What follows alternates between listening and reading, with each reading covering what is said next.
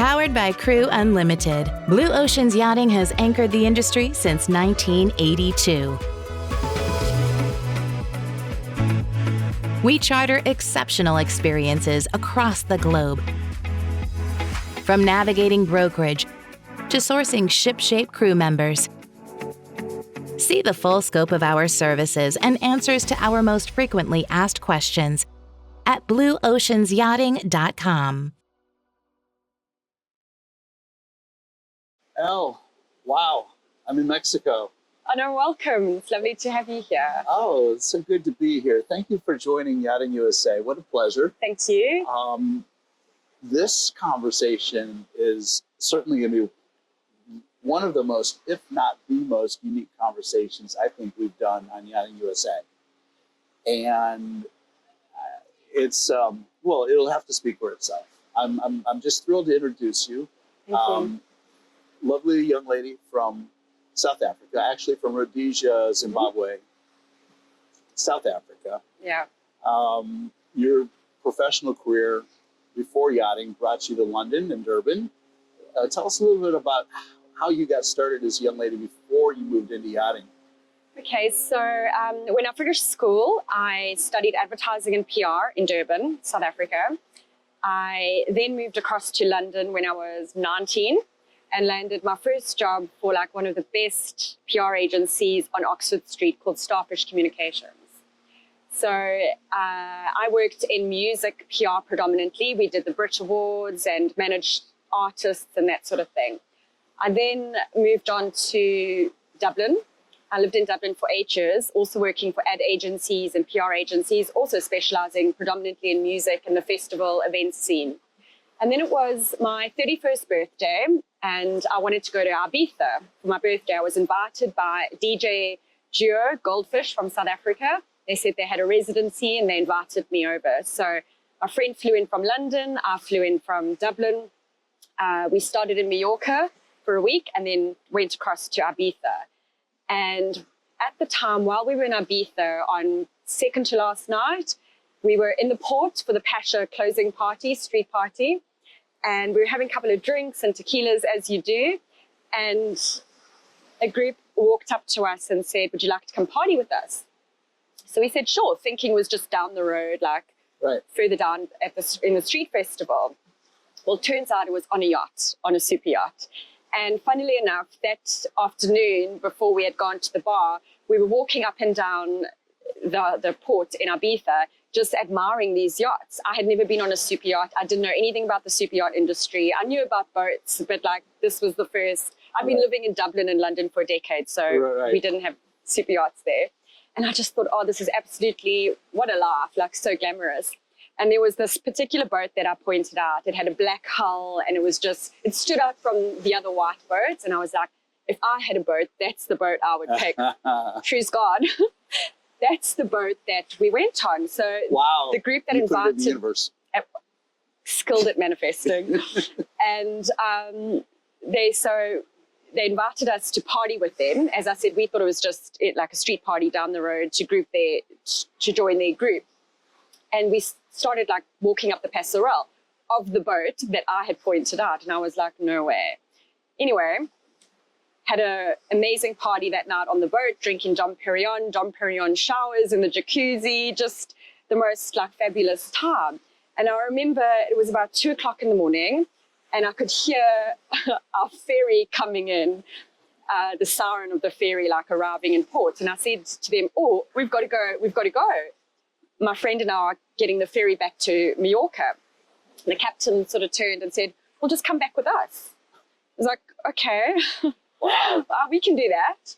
So we ended up staying on board that night and sailing with the boats back to Mallorca the next day and ended up staying on board for a few weeks. For a few weeks? For a few weeks. Who does that? Yeah, I did. I knew at that stage, yes, I was in the VIP guest cabin and just treated like a guest and having the best time. And during this time, I got chatting to the crew and I was like, this is the life. This is amazing. Like, I want to do this. And they were like, don't be fooled. Like, you in the guest cabin, we're looking after you. This is not, how we are treated, basically. They showed me their cabins, the small crew mess, the tiny galley, the pantries and everything. And I said, no, I could definitely do this. So I asked them all the relevant details. I said, well, how do I get into this? How do I get into this industry? And they said, go to St. Martin in December, because at this stage it was October. Mm-hmm. The season in the Med has just ended. You need to go to St. Martin because that's the yachting hub of the industry. Before you go, you need to do two things. Get your STCW and your ENG1. So I said, perfect, done. And they were like laughing at me saying, you work in PR, you live in Dublin, you've got this life. Yachting's not cut out for everyone. And then the girls were telling me like what they do and all this stuff. But in between that, I was hanging out with the crew and, you know, getting in the Jeep and driving around the island and paddleboarding around the boat and going for tender rides and having all the fun that crew have, that we do have in the industry. And I was like, no, I don't mind cleaning toilets and serving guests if this is what we get to do on our off time. Mm-hmm. So I left Mallorca, flew out of Mallorca, the 14th of October, 2009. It took me 2 months, and on the 14th of December, 2009, I had my one-way ticket to St. Martin. I did my STCW in St. Martin and my ENG1 then. So I landed in St. Martin with nothing, a suitcase. I still didn't have my ENG1 or STCW. And I was like, I'm going to do this. I didn't even stay in a crew house. I stayed in a hotel because that's the life that I was, you know. Right. And did my STCW, got my ENG1, and just hung out and just met all these amazing people. You know, you meet a lot of green crew when you do your STCW and stuff. And just to this day, that group of people that I did my STCW with and are still friends, and we talk and the banter is just wonderful. Like, that's the thing about yachting. They're not just your friends, they become your family. Right. Which is like so special. So I'd hung out at the bars and, you know, these beach days and everything. And after about 2 weeks after I had my STCW, I was asked to join a boat, a very prominent charter boat that was making its way back to the Med in April. So I joined that boat. I did 2 weeks day working on the boat. Okay. And after the 2 weeks, the captain said to me, would you like a job? Would you like to come with us to the Med? And I was like, oh, that was easy. Do you mind me asking, how big was this boat? 60 meters. So you, as a greenie, first opportunity on a 60-meter boat. Yeah. I was very lucky because before I'd even left Dublin to go to St. Martin, I started putting my feelers out. I did the yachting CV with the photo, and I reached out to a lot of crew agencies, and they all said to me, you're too old. I was 31 at the time, and you've got tattoos. Yachting is a no tattoo industry. At the time, I probably had about 6 tattoos. I've got 17 now. And I thought, oh my gosh, what am I getting into? Like, maybe this isn't for me. Maybe I am too old. Right. But I wasn't. I did it. I guess the fact that I had my career in PR and working with that level of clientele, very high-end musicians, I could handle guests and difficult situations. Working in music PR and putting on festivals for 80,000 people, I can organize a party. And that's what yachting is about. Except in yachting, you've only got 12 guests at the most, unless there's a big event. So I jumped into it immediately. Obviously got good organizational skills, management skills, delegation skills, and the captain saw that. So the tattoos didn't bother him at all. And that's how I landed my first job in yachting. Congratulations on that. That's cool. Yeah. How long did you stay with that boat? I was with that boat for about 9 months. Okay. I crossed the Atlantic, my first Atlantic crossing, got off in the Med, and I just had a little bit of a break in the Med. I had just lost a friend in South Africa that had died during that time. He had an accident on a quad bike and passed away. And it was just too much for me to cope with and deal with on board. Obviously in yachting, you're in a very isolated, confined environment. You're busy, there's a lot of burnout and stuff. Although it was my first sort of season in yachting, my first year in yachting, so I was all fresh and new and eager, and I had the energy, and I wasn't aware of the burnout yet. It was just too much because I couldn't speak about it. I couldn't mourn, I couldn't cry, I couldn't grieve my friend's death. So I did the right thing and I left the boat. Yeah, okay. At the time. Yeah. And the I'll add a little color there in that I came to Playa del Carmen to meet with you. We did an interview yesterday that's not so yachting related, that will come out sooner than this interview will, and it talks about death and grief and suicide and recovery and all of that, because there's a lot you and I share in common there. So I can understand when you lose a friend like that and you need your space, and yachts don't provide a lot of space. No. Can you, for the people that are watching this that have not crewed on a yacht, and I think this conversation is important because certainly you're going to resonate and connect with a lot of yachties who are going to listen to this conversation and go, wow, you know, Elle's really hitting the nail on the head. I've had that experience. I know what she's talking about, whatever that looks like. I come from 40 years in the industry, and I've worked with all sorts of yachties over that period of time. Prior to coming into the yachting industry, I was in the commercial maritime industry, and I spent a lot of time offshore. So I actually do know what it's like to be away and spend extended periods of time offshore.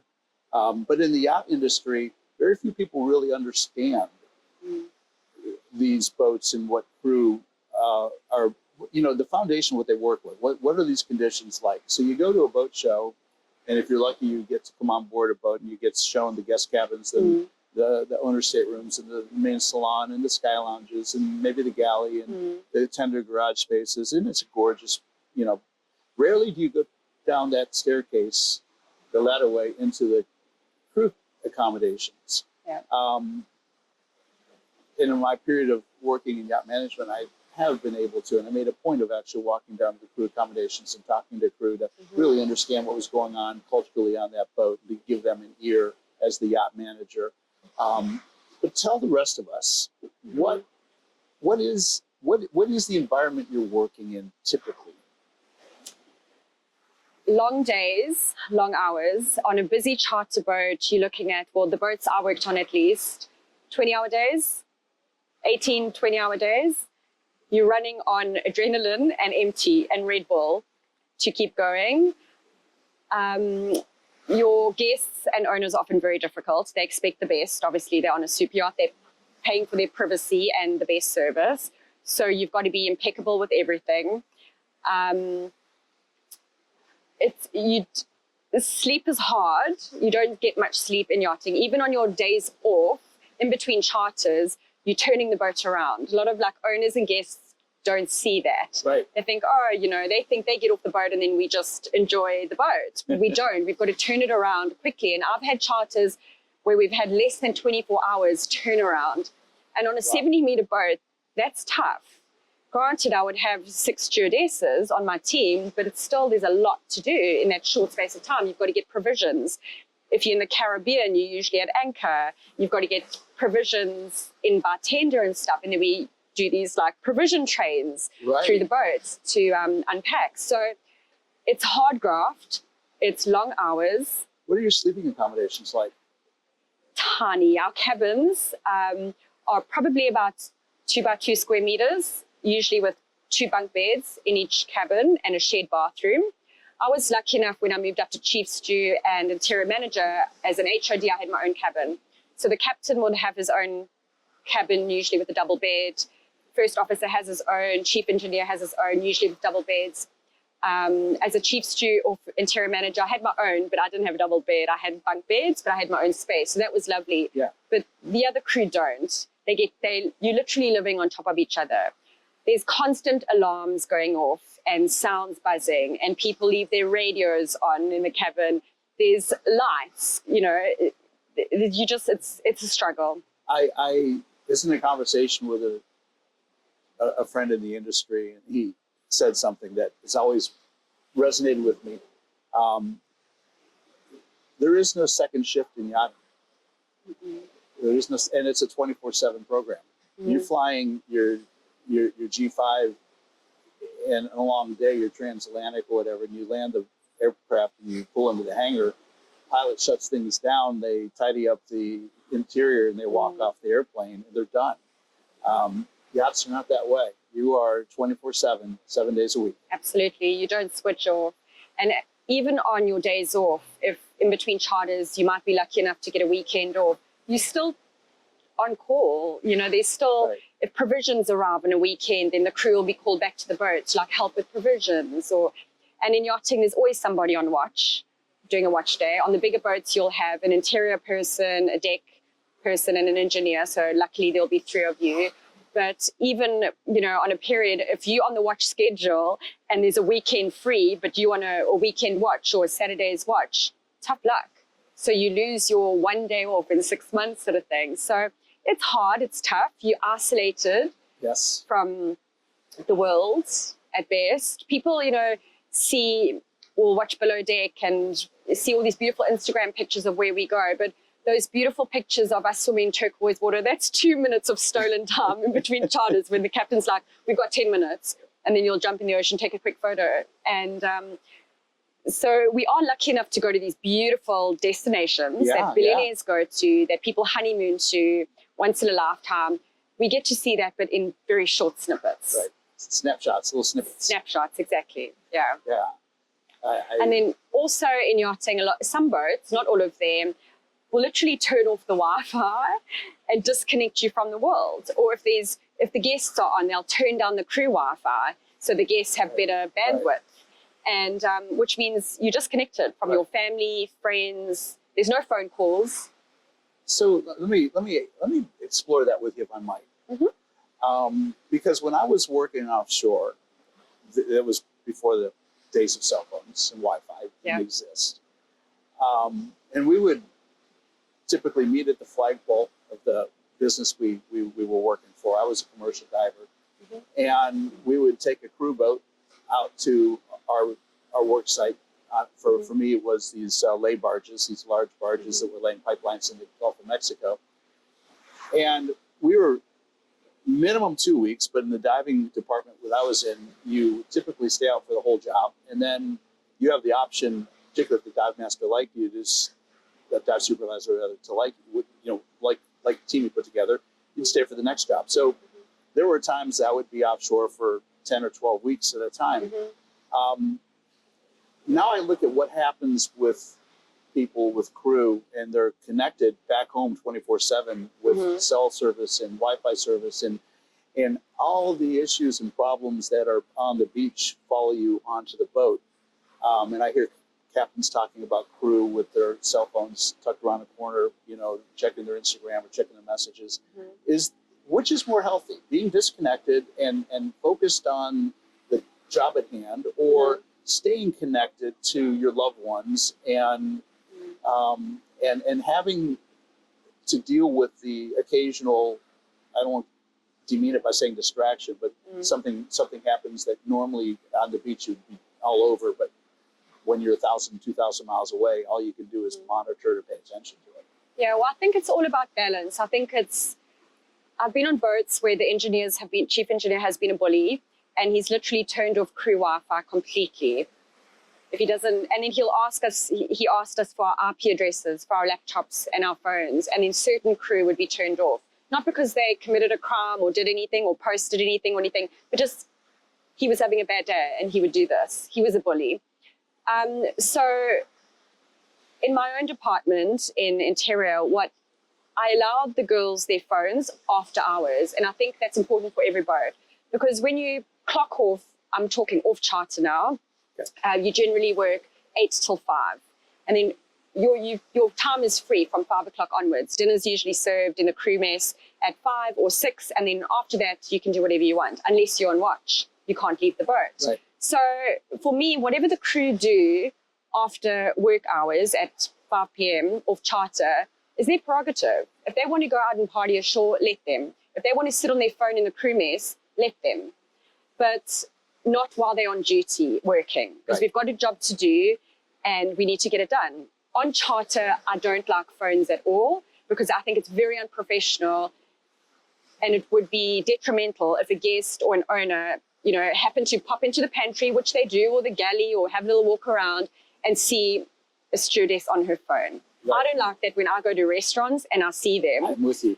You know, that's a big no-no for me. So on charter, I don't like my stewards to have phones. Off charter, I don't have a problem with them, like texting or on their phone after hours. And I don't mind them having their phone on them, because while we're working, I encourage them to listen to audiobooks, listen to podcasts, listen to music, just to drown out the noise and actually enjoy what you're doing, because it can be so mundane detailing a guest cabin when it looks perfect. The linen is impeccable, but you've still got to iron the sheets, and you're cleaning a mirror and you're cleaning glass that is clean, but you have to do it. It's on the checklist and there's a protocol and we've got to do it. And I want to, like, as an interior manager, I wanted to instill some like fun into the job and excitement, and let them enjoy what they're doing in the most mundane task that they're doing at the time. And when I was second steward in one of my earlier boats, we would have so much fun. We would like blast the music in the cabins, the guest cabins, while we were cleaning, and laugh and make the most of it, out of it. That's good. Because cleaning's not fun. We don't want to clean bathrooms and make beds and do hospital corners on our beds in the guest cabins. We don't enjoy doing that. But have fun while you're doing it as much as you can. That's right.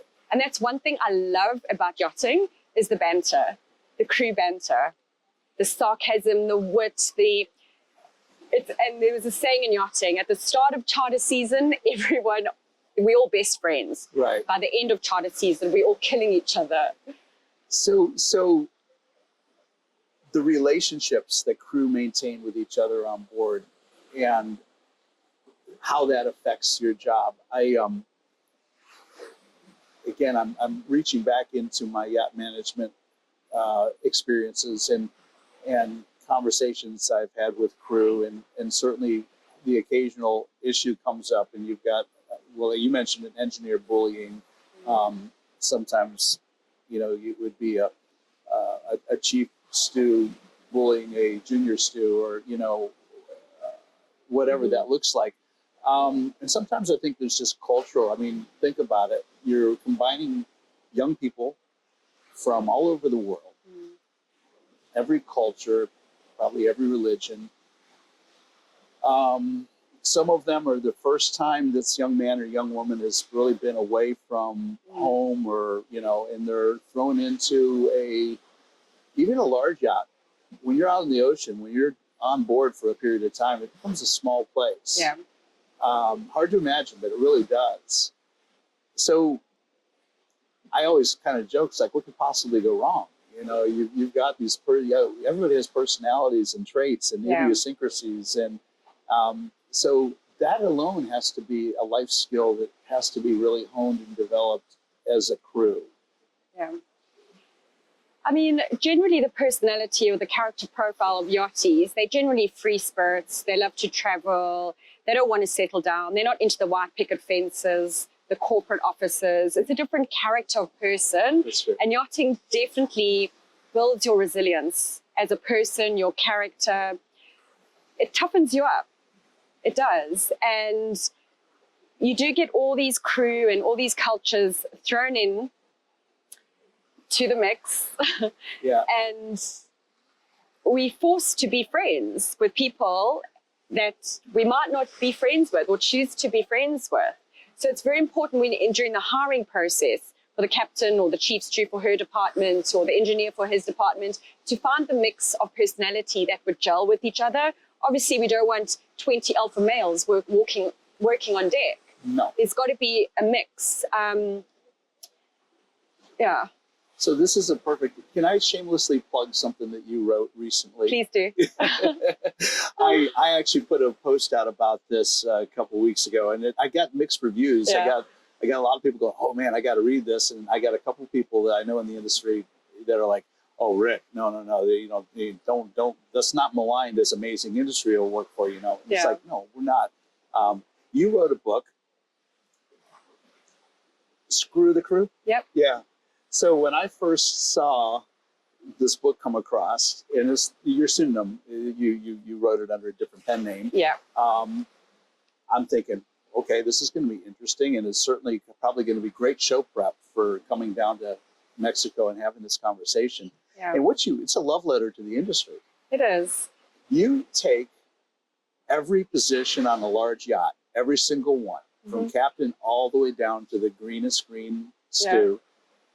And you assign a personality to each of those roles. You describe the role really well. So if you've never been on a large yacht, if you've never worked actually in crew, particularly if you're in this industry, but you've been at arm's length from all that,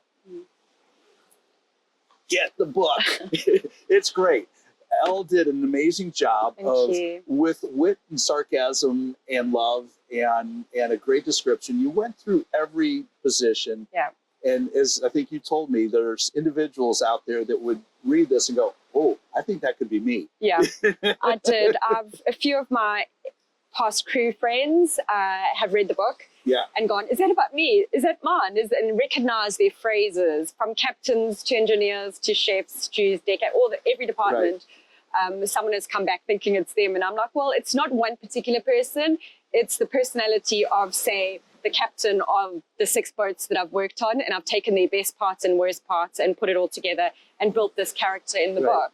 So I did this book initially. I actually wrote it at the start of this year. I broke my foot. And I was in bed for 13 weeks. And there's only so much Netflix and crime documentaries and podcasts I could listen to. Yes. And I'm a writer at heart, and I love taking notes and voice messages and just recording my stories. And I've got all these journals and everything. So through all the years of yachting and my travels, I've got all these like snippets of bits and pieces that I've written down and made notes with.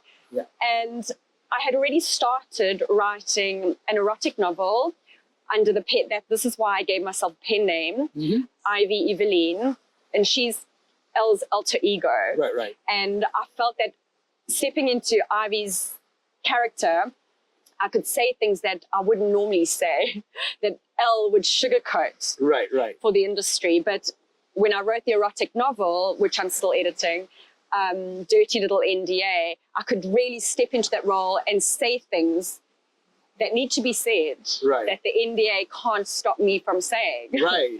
So I had, as I said, I halfway through that, and then I thought, well, people are going to read this and maybe not understand the characters that I'm talking about, the deckhand, the stewardess, the captain.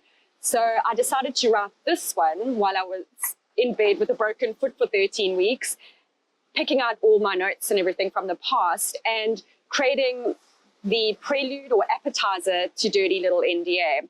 And it's basically a memoir, love letter, as you say, with the hierarchy of the yachting crew. It is. Everything's true in there, but I have maybe added a little bit more satire and sarcasm and stuff. But it's not meant to, the title Screw the Crew can be deceiving. And everyone's like, oh, what are we talking about, sex? It's got nothing to do with sex. Nope. It's about the crew getting screwed with burnout, bullying, and just the hierarchy and the dynamics within the crew. Right, right. The crew dynamic. But it's satirical. It's meant to be light-hearted. It's meant to make you laugh out loud. It does. I've been told it does. I mean, the subtitle is 9 years, too many dildos, not enough Xanax. I worked in the industry for 9 years. The too many dildos, not mine. They were dildos that we'd have to detail on one boat that I worked on. Yeah. Can't make this up, can you? Yeah, no. I love it. 17 of them. 17 of them. And then not enough Xanax. Not necessarily, well, crew can't take Xanax or benzos on board. The not enough Xanax was the guests and owners. I remember they would come on board with all their little pill boxes and have their like Xanax and Valium and antidepressants, and that just blew me away for a start. So that's what the subtitle is about. It's, you know, it's beautiful. It's not about my dildos or my Xanax. No. But I also talk about how I joined the industry like this fresh-faced, young green woman with a yoga mat, a bag of crystals and affirmations. And by the time I left with a doctor's note, burnout, and I did have a prescription of antidepressants and Xanax. Which you were no longer on. Well, I never took them. Good. Yeah. Good. Lovely. I read it cover to cover. It's great. Thank you. It's great. Thank you. I also read another book you wrote, also cover to cover, Alchemy. And that's a book of transformation. And I would also recommend that. Completely different. You wrote that under your actual name. Yeah, that's my first memoir in a trilogy series. Yeah, yeah. And again, it's touching, particularly if you've experienced death or suicide or murder in your life. You touch on all of that, which is a touchstone for me. And those that know my story understand that. So it was a little segue, but I thought it was important to kind of establish that you do a wonderful job of describing what the crew does and the role on board these boats. So let's keep going. You were on the first boat. You crossed the Atlantic. You were in the Med. You left that boat. I left that boat. I actually took up a position. Someone contacted me and said, there's a chef in Saint-Tropez and she needs an au pair. And I was like, and why are you asking me? They're like, oh, would you like a job? You know, in between yachts, or do you want to get back on a boat? At that stage, I didn't even know if I wanted to get back on a boat. I was mourning the loss of a very good friend of mine, and I just wasn't sure. I just thought, oh, I don't know. And I was like, but au pairing, like, I don't have children. I don't want children. Like, why would you even think I could look after children? And the person said, well, just meet with Mary. I think we met at the hop store. She came through to Antibes and met me, and we got on so well. She used to be a yacht chef. She's from New Zealand, and she was a yacht chef, and she fell pregnant, became land-based, and worked for this amazing British family in Saint-Tropez, in Port Grimaud. Anyways, we met, and we got on really well, and she explained the job, being an au pair to 4 young children between the age of, I think, 6 and 12, and I was like, you know what, I'll do it. I'll do it. I think the selling point for me was that the owner had like 7 boats. One sailboat called Black Ice, which was phenomenal. And I'd go sailing with them around Saint-Tropez and stuff. So that was my first time on a sailboat. And then smaller boats that were all docked outside his villa in Port Grimaud.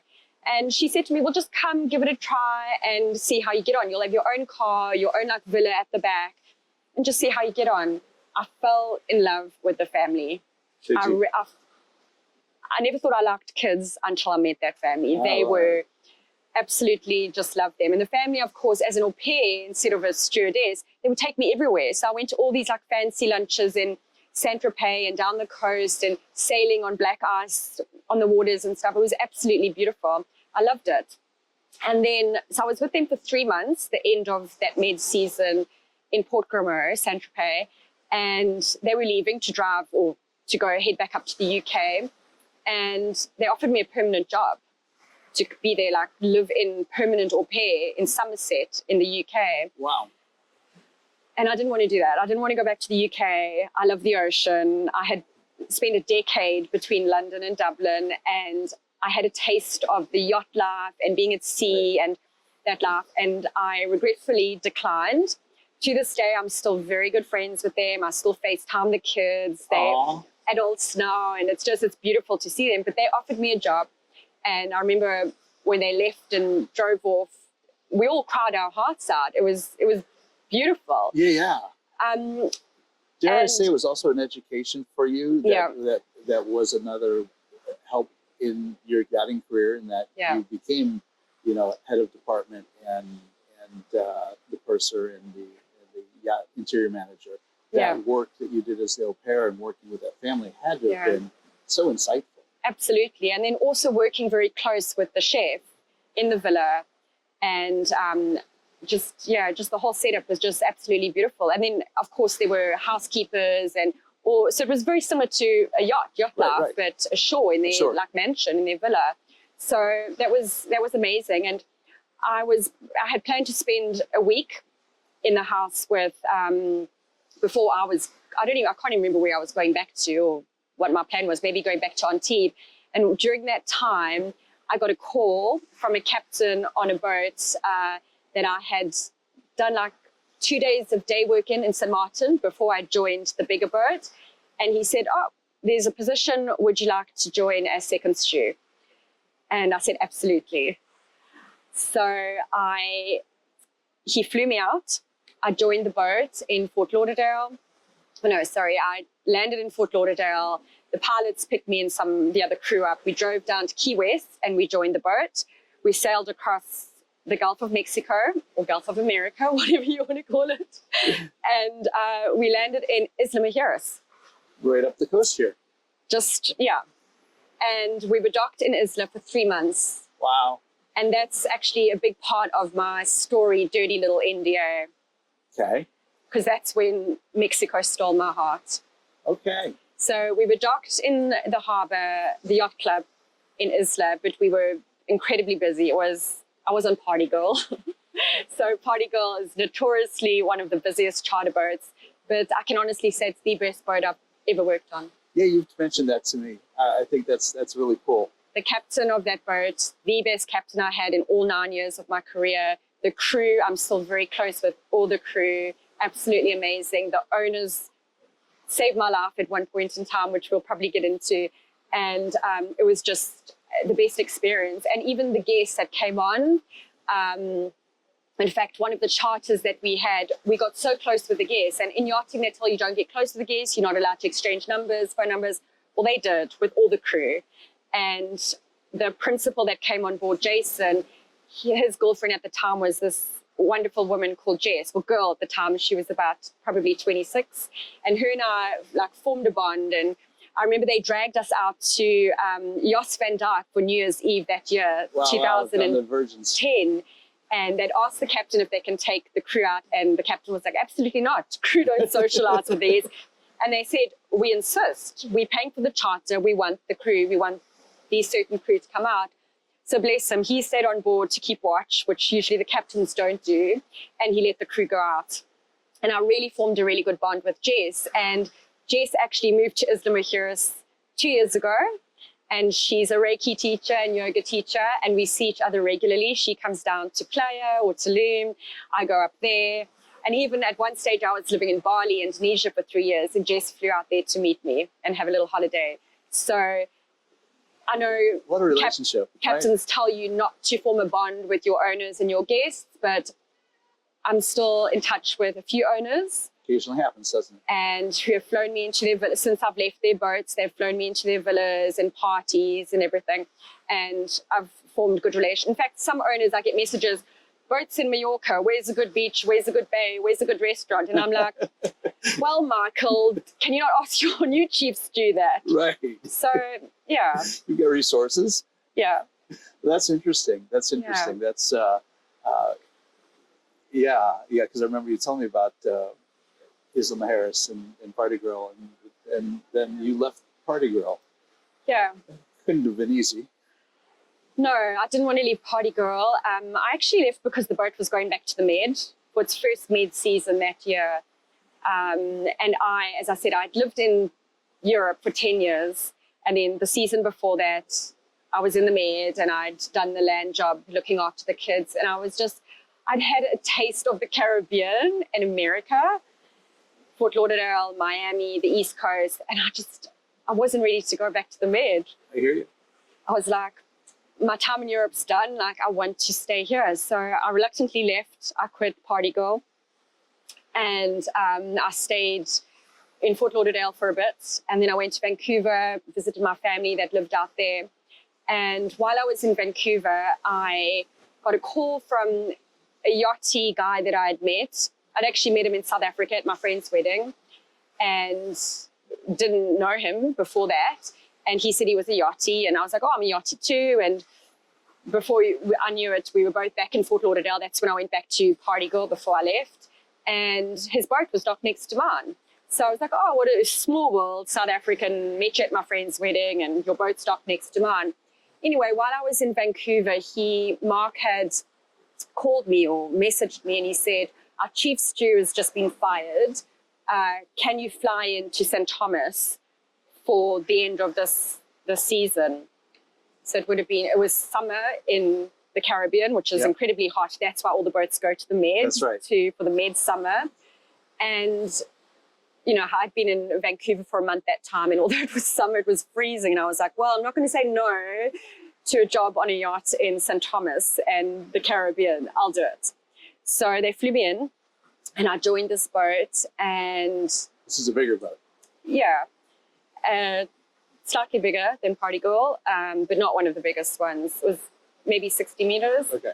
And I joined the boat as chief stew, and we had the owners on. It was a private boat.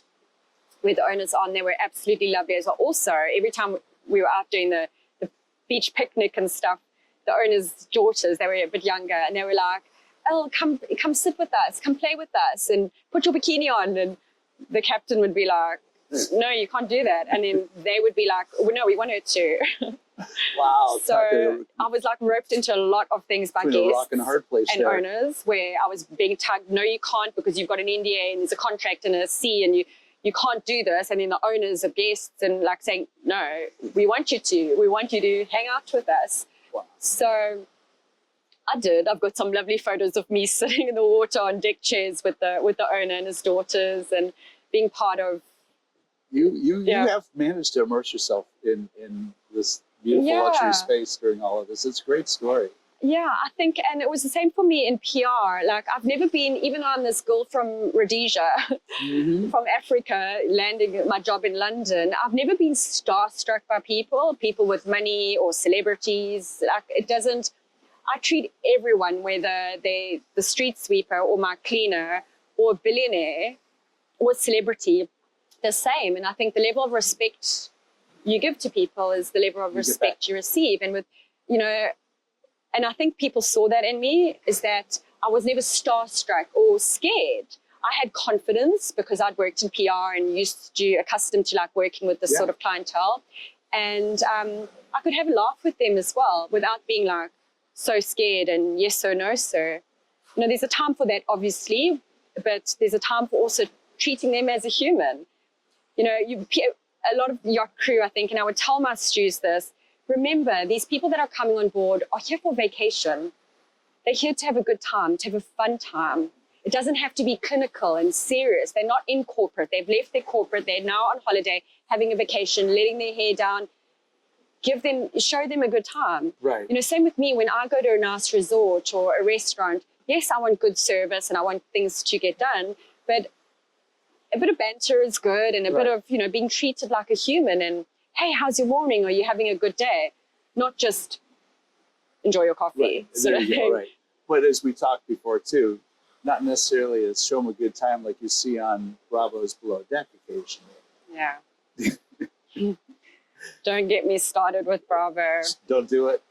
No. I can't really watch any of the Below Deck shows. I've watched a few, like snippets, and it's just absolutely cringe for me. I thankfully have never worked on boats with that sort of culture. My boats have been a lot more professional, a lot more serious. The caliber of clients we have received in my boats, even Party Girl, have been, how do I say this politely, healthier. And the crew have been more professional on the boats that I've worked on.